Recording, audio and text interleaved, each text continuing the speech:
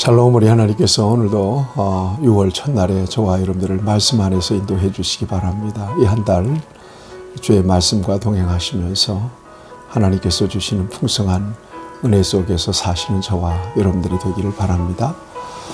오늘 하나님께서 우리에게 주시는 말씀은 디도서 1장 1절에서 16절까지는 말씀입니다. 우리 하나님께서는 예수 그리스도를 이 땅에 보내주셨습니다. 예수님은 하나님의 독생자이십니다. 죄가 없으십니다.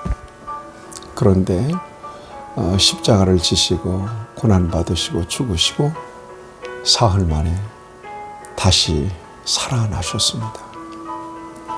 죄인인 저와 여러분들의 죄를 대속하시기 위해서 하나님은 독생자를 십자가에 못 박고 그리고 그를 다시 살리신 것입니다. 구원은 예수님에게 있습니다. 누구든지 예수님을 개인의 구주로 영접하면 죄사함 받습니다. 하나님의 자녀가 됩니다. 하나님과의 관계, 깨어진 관계가 회복됩니다. 하나님은 우리 아버지가 되고 우리는 하나님의 자녀가 되죠. 여러분, 이 같은 권세와 축복을 감사하시면서 감격적으로 누리는 저와 여러분들이 될 수 있기를 바랍니다. 이렇게 구원받은 사람들이 모인 곳이 바로 교회입니다. 교회는 에클레시아, 불러님을 받았다 하는 의미가 있는 말입니다. 예수 그리스도 안에서 죄악된 세상에서 저와 여러분들을 뽑아내신 겁니다. 불러내신 것입니다. 그래서 이 같은 거룩한 공동체 안에 모아놓으신 것입니다. 교회는 이 땅에서 하나님께서 직접 통치하시는 하나님의 나라의 모형입니다. 이 세상에 있지만 세상과는 구별된 공동체죠. 거룩한 공동체입니다. 그러므로 소중합니다. 하나님은 이 땅의 교회를 통해서 저와 여러분들을 통해서 이 세상을 구원하시기를 원하십니다. 예수 믿는 저와 여러분들이 교회를 통해서 하는 일은 두 가지라고 봅니다. 하나는 하나님의 나라를 누리는 것입니다. 예배를 통하여, 찬양을 통하여, 기도의 응답을 통하여, 섬김을 통하여 하나님의 나라를 누리는 것입니다. 교제를 통하여. 또 하나는 이 땅에 그리스도의 복음, 유일한 복음을 전하는 것입니다. 증거하는 것입니다. 즉 증인의 사명을 감당하는 거죠. 그래서 우리 주님이 이 땅에 다시 오시는 순간까지 이 땅에서 하나님의 나라, 영원한 나라를 소망하며 하나님의 나라 모형인 하나님의 공동체, 이 구원의 공동체, 이 교회의 거룩한 공동체를 통하여 하나님의 나라를 누리다가 영원한 하나님의 나라에 참여하는 것이고요. 이 땅에 있는 동안에는 유일한 그리스도의 복음을 이 땅에 전파하는 사명을 감당하는 것은 교회의 중요한 사명입니다. 이 일을 잘 감당하다가 하나님 앞에 영광스럽게 서는 저와 여러분들이 될 수 있기를 바랍니다. 오늘 디도서는 개인 서신입니다. 목회 서신으로 분류되는 바울의 편지죠. 그레데 교회에서 목회하고 있는 디도, 사도 바울은 이 디도를 참 아들이다, 동무, 동역자 이런 표현을 썼어요. 얼마나 친근한 표현을 써서 그를 호칭하는지 그의 디도와 바울의 관계를 잘 읽어볼 수가 있습니다. 2차 전도 여행 때 바울과 합류해서 바울의 좋은 동역자가 되었던 사람이 바로 디도입니다. 고린도 교회에 파송되기도 했고요. 지금은 그레데 교회의 목회자로 있습니다. 이 그레데 교회는 참 은혜로운 교회지만 여러 가지로 어려운 문제도 많은 그런 교회였던 것 같습니다. 그래서 디도를 통해서 하나님의 교회를 건강하게 복음적으로 진리 안에서 세우기 위해서 권면하는 내용이 바로 디도서입니다. 저와 여러분들이 이 땅에서 교회를 통해서 하나님을 섬기면서 생생하게 디도에게 권면하는 이 바울의 권면을 들으면서 정말 건강한 신앙생활, 진리 안에서 견고하게 서서 흔들림이 없는 그런 영적 생활을 통해서 승리하는 저와 여러분들이 되었으면 정말 좋겠습니다. 앞부분에서는 이제 사도 바울 자신을 소개합니다. 소개할 때 우리가 주목해 봐야 할 내용이 그는 하나님의 종이라고 소개합니다. 그 다음에 예수 그리스도의 사도라고 하는 말은 보내심을 받았다는 말이죠. 아포스톨로스라고 하는 말은 보냄을 받았다는 의미예요. 그리스도의 사도라고 하는 것은 그리스도로부터 보냄받았다는 그런 의미입니다. 무엇을 위하여? 진리를 위하여. 그 다음에 2절에 보면 영생의 소망을 위하여. 그 다음에 3절에 보면 하나님의 말씀을 통해서, 그리스도의 말씀을 통해서 진리를 전파하게 하기 위하여 자기를 사도로 삼아서 보냈다고 자기를 소개하고 있습니다. 그리고 4절에 보면 디도에 대해서 이렇게 평가합니다. 같은 믿음을 따라 나의 참 아들 된 디도, 이렇게 되어 있습니다. 그러니까 바울의 동역자였지만 정말 복음 안에서, 믿음 안에서 참 아들 됐다, 그런 표현을 쓰는 걸 보면 디도와 바울의 관계는 굉장히 각별했던 것 같습니다. 사도 바울이 지금 로마 투옥주에 있단 말이에요. 그래서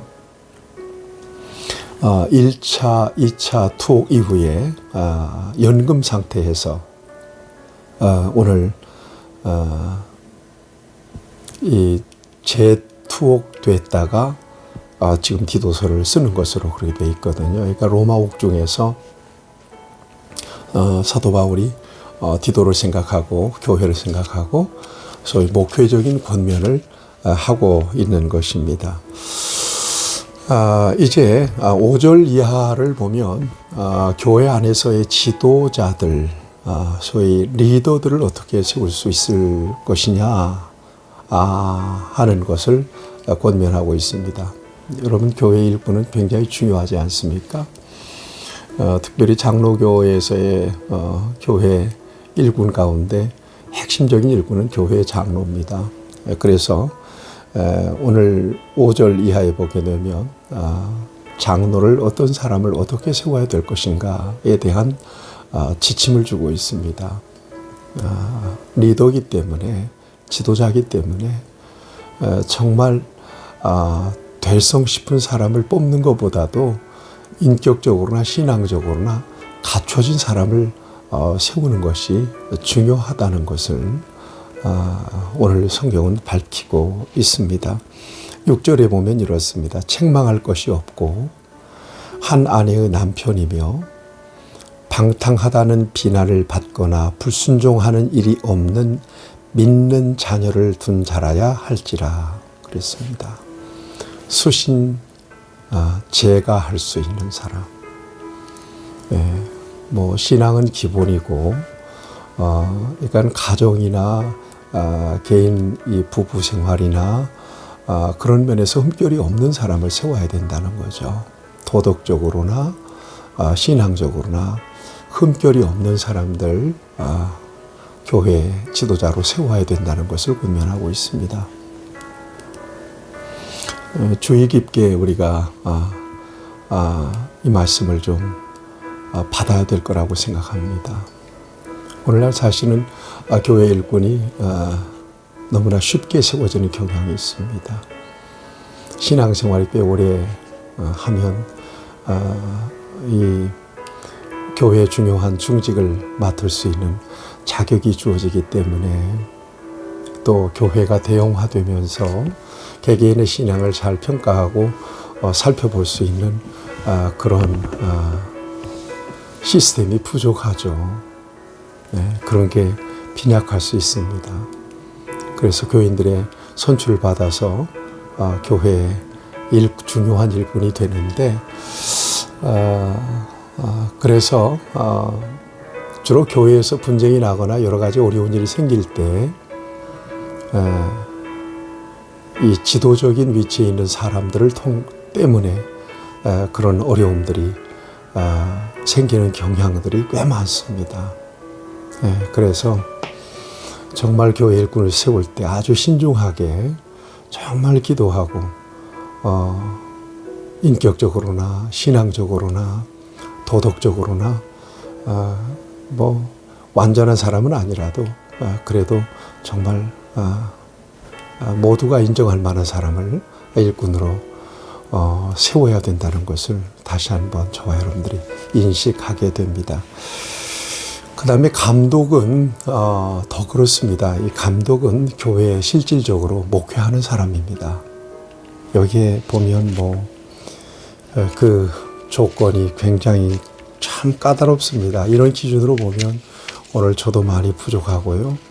또 이 땅에 많은 지도자들이 굉장히 많이 부족함을 느낄 겁니다.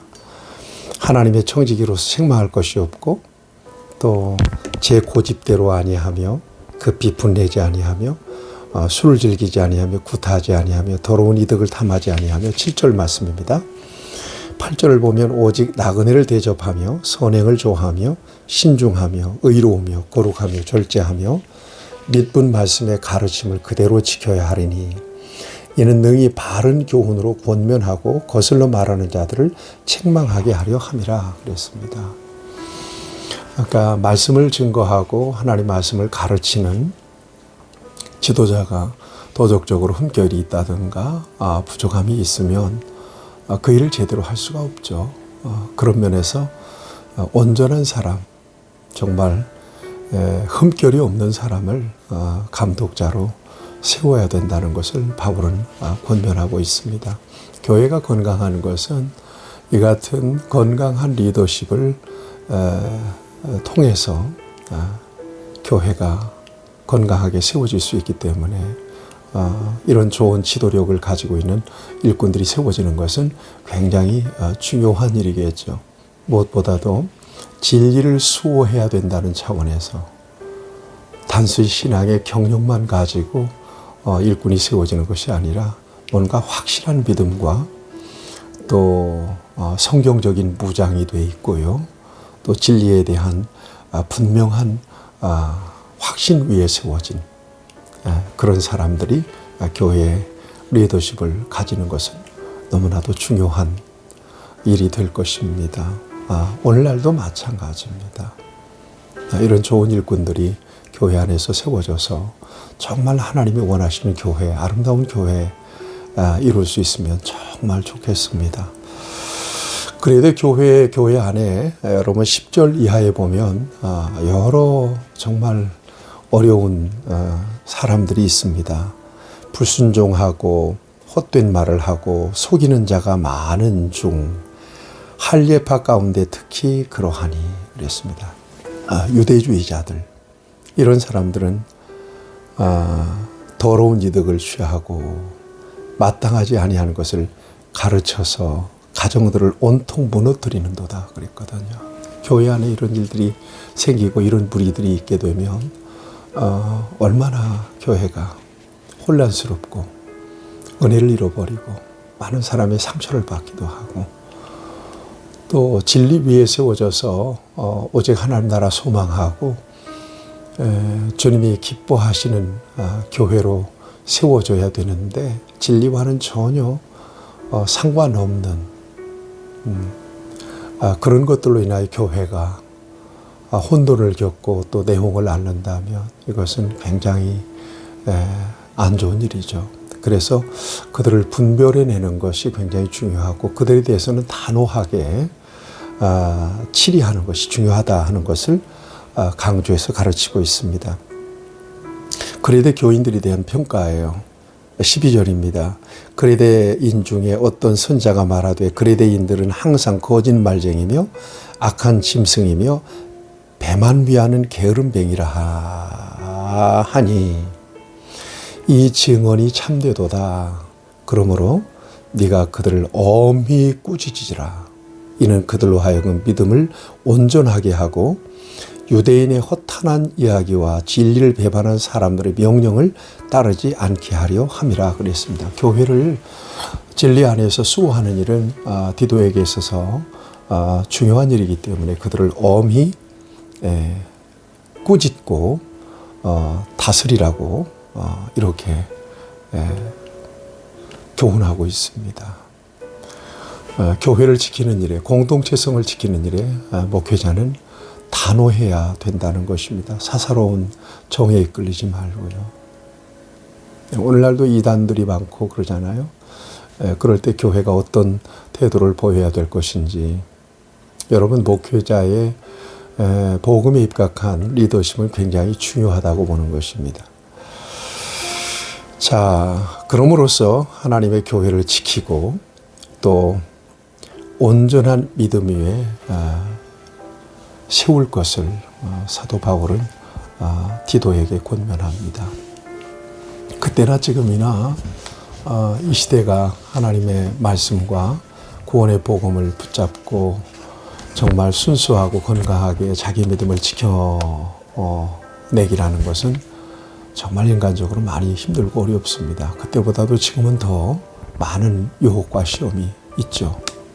그럼에도 불구하고 이 땅에 복음에 합당하게 교회가 세워지고 진리 공동체, 이 거룩한 공동체를 통해서 하나님이 불러내신 백성들이 건강하고 순수한 믿음을 지켜낸다는 것은 너무나도 중요한 일입니다. 여러분, 이 땅의 교회를 사랑하시고 또 교회에 하나님께서 필요로 하실 때 아주 귀하게 쓰임받는 좋은 리더십도 가지시면서 하나님 나라를 바라보고 마지막 순간까지 그 믿음 지켜내며 또 그 믿음을 격려하며 주님 앞에 영광스럽게 서기까지 승리하시는 저와 여러분들이 되기를 바라고, 디도서를 통해서 하나님께서 이 같은 은혜를 저와 여러분들에게 더욱 풍성하게 부어주시기를 바랍니다.